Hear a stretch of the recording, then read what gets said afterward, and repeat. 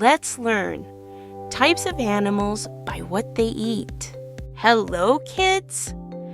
Today we're going to learn how animals are grouped by what they eat. Herbivores. These animals eat only plants like leaves, fruits, and grass. Moo! I love munching leaves and veggies. Here are some examples of herbivore animals.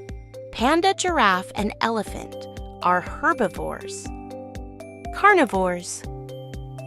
These animals eat meat. They hunt or scavenge to survive. Yummy! Meat is delicious and gives me energy. Here are some examples. Carnivores animals. Do you know what animal is this? Yes, correct. Tiger, eagle, and crocodile. Omnivores.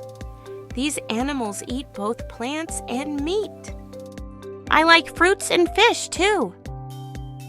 Here are some examples of omnivores. Chicken, pig, and raccoon. Now you know the types of animals by what they eat. So what about humans?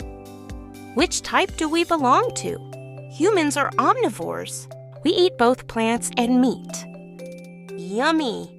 I love both fruits and fried chicken. Isn't learning about animals fun? See you in the next video.